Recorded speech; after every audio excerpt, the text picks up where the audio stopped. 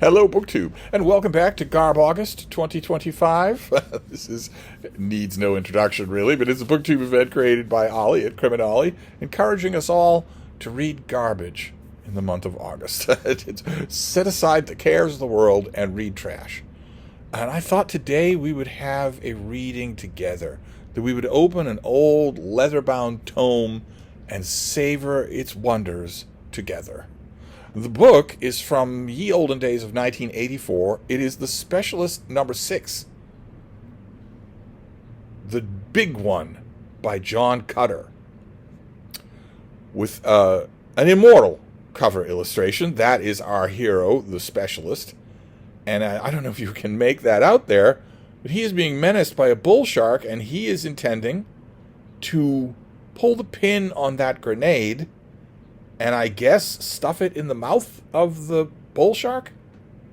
I guess that's what he's planning on doing, unless he's planning on killing himself and committing suicide. Which, might be understandable. It's not an easy thing to be eaten by a shark, but I don't think that's what he's trying to do. I think he's trying to pull the pin on that grenade and then put it down the mouth of that bull shark. And there are about 6 or 7 different reasons why that's not going to work. The first and most obvious one being that a bull shark can reach 45 miles an hour underwater. So if a bull shark is that close to you and wants to bite you, you're not even going to see it move. It's not gonna coast in, bite you a little, and then coast away. You're not going to see it happening.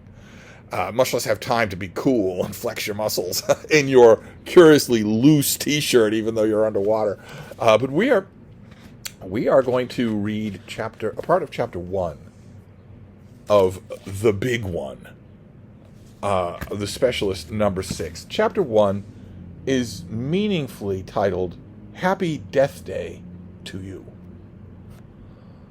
The two hard men, one word, the two hard men standing at the southeast corner of the Long Island mansion were completely unaware of the approach of death that warm autumn night. Death, in the form of Jack Sullivan, the Specialist, was moving silently, stealthily toward them. He glided like a shadow between the ornamental hedges up to the south wall of the house, behind the two men. The party going on in the mansion fizzed brightly just over Sullivan's head as he ducked under the window. He heard laughter, the soft music, glasses clinking, the drone of the usual self-inflating cocktail chatter.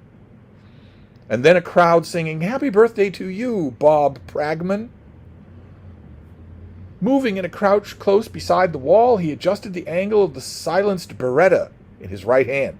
The sentries were just 30 feet ahead of him. It was a Beretta Model 92 9mm. That's a separate paragraph. It's a standalone paragraph because it's really important. He moved closer to his two targets. He had to confirm that they were the sentries that he thought they were. Mafia thugs lent by boss Toscani to protect Pragman, Toscani's attorney. He didn't want to snuff a couple of innocent security guards by mistake. Dressed in a tight black commando's outfit and a black ski mask, Sullivan moved along the wall until he was close enough to hear their murmured conversation. This is really candy-ass stuff, one man said. Tony, he's got it easy watching stuff inside, watching the broads, eating them canapes. And Johnny in the hall cadging drinks from the waiters, the other man replied. I know that guy. Be drunk before the night's out. Toscani finds out Johnny'll get his ass kicked. Like you said, it's candy ass. Toscani worries too much. Who's gonna mess with Pragman out here? Mess with him, Sullivan said. That's not the right choice of words. What? The two men whirled, hearing the strange voice behind them, their hands groping in their suit jackets for their pistols. Two classic pug-faced, overgrown punks with greased black hair. You guys should have gone to Hollywood. You're perfectly typecast, Sullivan said as the Beretta leapt in his hand. The silencer whispered out 2 slugs, just 2, no need for waste or uncertainty. The Specialist couldn't miss at this range. Sullivan went for a no-reflex kill in order to keep the victim's reflex action from squeezing off a shot. The noise would alert other sentries. He was aiming to sever the medulla oblongata from the spinal cord, an operation which would stop any nerve signals from being transmitted to the hands. The one on the left had his mouth open as he prepared to shout, so Sullivan aimed into the open mouth toward the center of the skull. Thwip! The second man had his mouth shut and his head slightly lowered, as if he were going to butt like a ram. Sullivan sent the second slug to a point just below the right eye ridge, atop the bridge of the man's nose. It cut through the nasal opening, through the brain, and severed the spinal cord.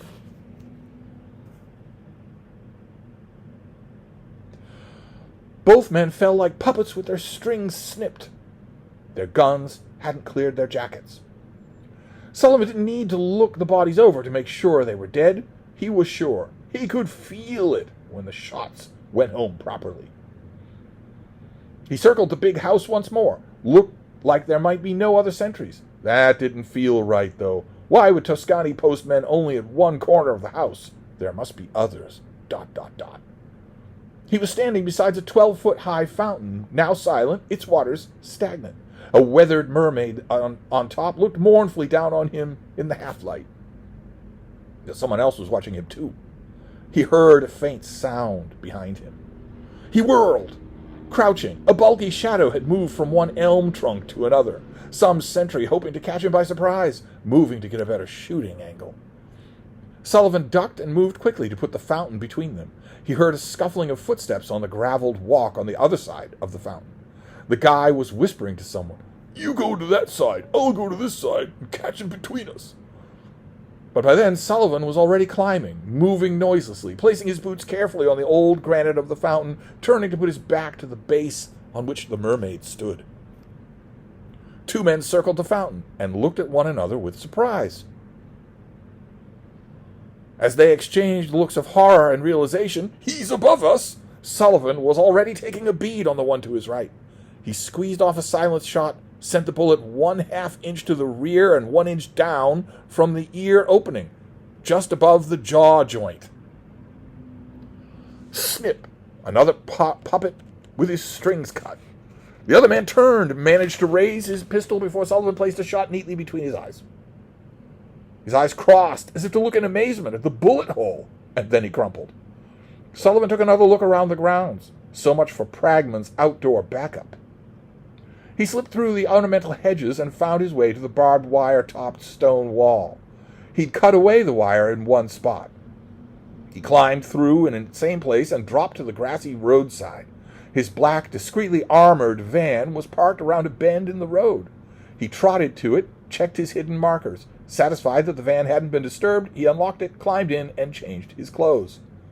Then he drove round to the front of the mansion.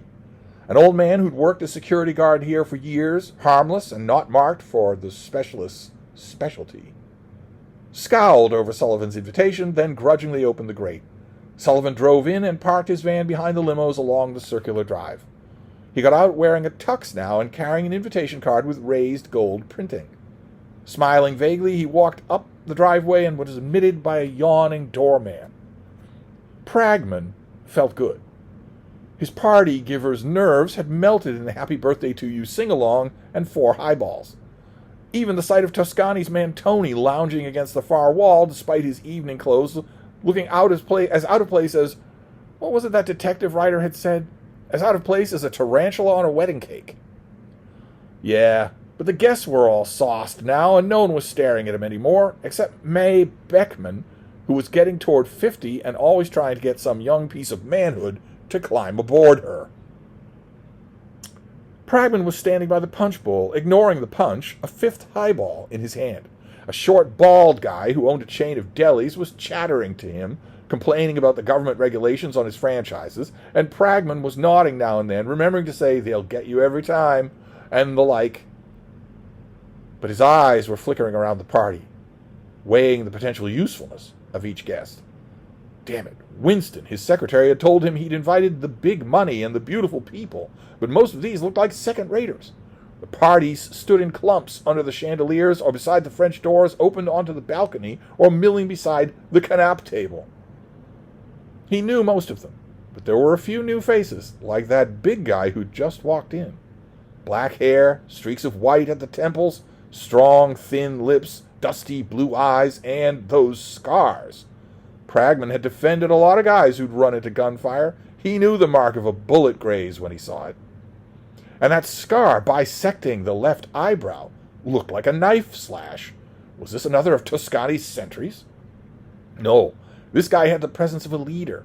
He was no hired punk. Maybe a Don from out of town, or maybe just some guy shot up in that Nam thing. The guy drifted over to the bar, accepted a whiskey from the barman, a couple of girls eyeing him. That tux is a little too tight on him, Pragman thought. Looks like he works out, moves with poise, too. Even without the scars, he was a man you'd pick out of a crowd just by the sheer bulk of him. Around him were people caught up in careers, social climbing, sexual games, and freeloading. He simply had nothing to do with all that, for all his polite smile. Yeah, this guy was here for business. The big guy, seeing Pragman watching, raised his glass in a toast and fractionally widened his smile. Pragman excused himself from the deli chain owner and strolled across the ballroom, shaking hands and saying, "Be right back," to a dozen people, offering him birthday congratulations. He finished his highball on the way too and stood beside the stranger to order himself another. The guy was a head taller. He gazed benignly over the party, sipping his whiskey on the rocks. "Don't think I've had the pleasure," Pragman said, extending his hand, smiling. "I'm Bob Pragman." "Hi." A warm handshake with a calloused hand. "Rich Stark. Of course I know who you are." "You know, you look familiar," Pragman said, "but somehow—" "Actually, we haven't met." He lowered his voice. "Toscani asked me to drop over. A little business. Take 5 minutes. I know a party's not the place, but it's important." Again, that infectious smile. A guy you could trust. Toscani? Oh, sure. Well, we could talk in my den." "Fine. Better if you go down there, and I'll meet you there in 2 minutes." Oh, sure. Last door on the right." Stark nodded.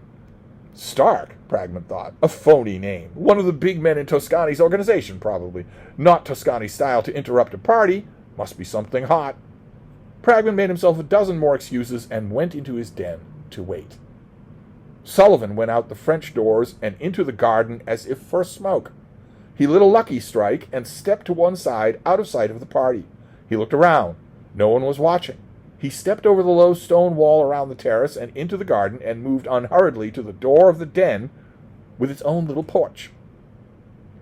It would be best if no one knew he'd gone to see Pragman. This setting was making him a bit nervous. It wasn't his usual style. He preferred to corner the enemy in some secluded place, and best to work without being seen, without witnesses. But all these partygoers had seen him. He wasn't exactly inconspicuous here. He opened the door to the den and stepped inside. Pragman was at the telephone, his finger in the dial.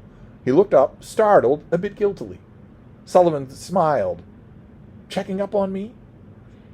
Pragman put the phone down. "Oh, I got to thinking."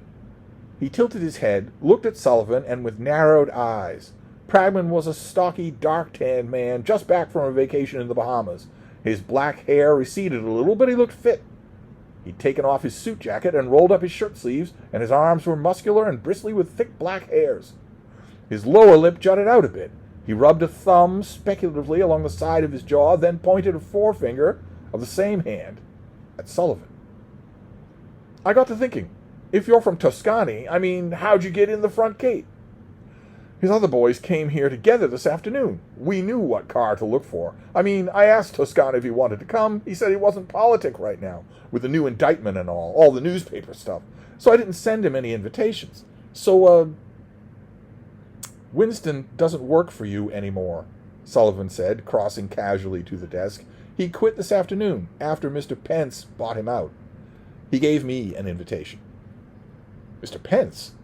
Who the hell is Pence?" Casually, Sullivan reached over and unplugged the telephone. Then, methodically, absently, he began to wind the phone cord around the telephone as if it were going to be put in a closet for good. "Who's Mr. Pence, you ask? First ask yourself, why did Toscani send 6 men over to protect you?" We heard something about a hitman." He stared at Sullivan. "Someone hired a hitman to kill you.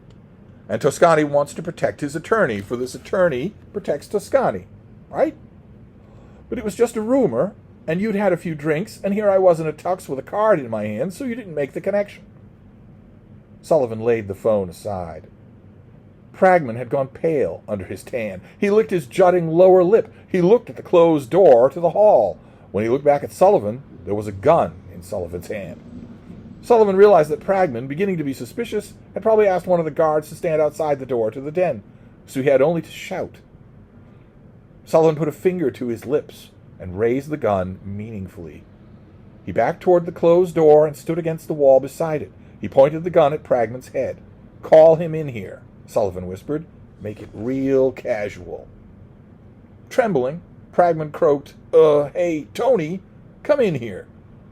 The door opened and Tony stepped through, gun in hand. He was pallid, hawk-nosed, and blond. Sullivan reached over and slammed the door shut behind Tony, who spun, startled, and yelped when Sullivan smacked the gun in his hand aside. The .45 went flying and fell neatly into a flower pot. "Look at that," Sullivan said. "I made a basket." The thug opened his mouth to shout. Sullivan shot him point-blank through the teeth, blowing away not only his spinal cord, but also the whole back of his head, which flew to spatter Pragman's suit. Bits and pieces of skull were pasted to the white dicky with blood and gray brain matter. Tony's lifeless body fell like a rag doll. Pragman made a gagging sound and ran for the outside door. Sullivan crossed the room in 2 strides, cutting him off and grabbing him by the collar. He jerked back, snapping Pragman off his feet, throwing him onto his back on the rug. Pragman squeezed his eyes shut. Tears edged out at the corners. "Go on," he sobbed. "Do it." "It would be nice to do it like that," Sullivan said, sighing, "but I promised Pence something. I have to do it the way he wanted me to." "Who's this Pence?" "Get up and come with me, and I'll tell you." Pragman got shakily to his feet. Sullivan gestured toward the door of the garden. A flash of hope showed in Pragman's face. Then he hid it. He moved out the door and into the garden, Sullivan close behind. "Walk out toward your fountain," Sullivan said. The 2 men moved between the bushes, cut into odd geometrical shapes between the elms. Their shoes rustled the newly fallen leaves. "Travis Pence," Sullivan explained flatly, "was the father of the boy you murdered." Pragman's steps faltered at this. Then he found his stride again. "You probably never heard the boy's name," Sullivan went on. "His name was Jeremy. He was 11 years old when you killed him." "Listen, Pence has got it wrong. I don't know this kid. I'm an attorney, for God's sake." "You're an attorney for mobsters. Men you know are murderers, and you've helped them escape justice, knowing they're guilty, again and again. And you're also a murderer. 2 of the meat hooks survived the attack on the meat locker. They didn't talk to the cops, but they talked to Pence, and he did further research to corroborate their story." "What the heck are you talking about? What's the meat locker?" "You're a lousy actor. The meat locker used to be a place where the pervert could go to buy time with a captive child. A boy or girl. Youngsters kidnapped so they could be rented out to rich sickos for big money, generally for the raunchiest sort of sadism. Now and then one of them died during a session, and the gang that ran the operation, the meat hooks, would cover up the whole thing, for a price. You must have been relieved when their operation shut down. Most of them were killed. Any of this sound familiar?" "It's crap, pure and simple. Those witnesses aren't reliable." Sullivan chuckled. "We're not in a court anymore, Pragman. Not the kind you understand." They were walking farther and farther from the light of the house, deeper into the darkness. For Pragman, it was as if each of Sullivan's words brought the darkness more quickly around them. He looked desperately around. "Looking for your sentries?" Sullivan asked. "You won't find them over that way. Try looking over here, on the ground." Pragman gasped, seeing 2 bodies lying at the foot of the fountain. "Please," he fell to his knees, blubbering, "I've got a lot of money. I can double what Pence is paying you. I didn't mean to hurt the kid. Not that bad." "You strangled him with a belt, after beating him senseless with it. This belt." Sullivan took the big black leather belt with brass buckle from inside his jacket. He'd had it buckled on loosely above his trousers. Pragman moved toward Sullivan on his knees. His pants were wet at the crotch. "Look, how much you want, huh? I can make you a millionaire." Sullivan sighed. He disliked giving his targets a chance to wheedle him. It didn't arouse pity in him, not for men who could consciously be chosen to be monsters like Pragman, but it disgusted him. It degraded Pragman even further. Sullivan would have preferred to see the man die with dignity. You beat the kid senseless, Sullivan said, and then woke him up so he could feel you strangle him. So Pence asked me. No, Pragman said. No, nothing more than that, because Sullivan gagged him with a rubber ball and adhesive tape. Sullivan raised the belt and began. He worked Pragman over methodically, not particularly enjoying the work, his mind elsewhere, as he made a hash of Pragman's face. Pragman, in due course, fell senseless. Sullivan woke him with a handful of stagnant water in the fountain. Then, using the belt, he strangled him. While he was still tightening the belt around Pragman's throat, he turned his wrist so he could glance at his watch. Have to leave soon, before the guests started looking for their host, he thought. That's how the big one opens. Where the guests at a birthday party use the birthday boy's first and last name, which is not the least unbelievable thing in that segment, and we see the specialist at work. And the rest of the book, follows suit. It was pure trash. It was just what I needed. I loved it because it was so awful. So there you go. There's your trash dramatic reading for the day. Thank you, BookTube.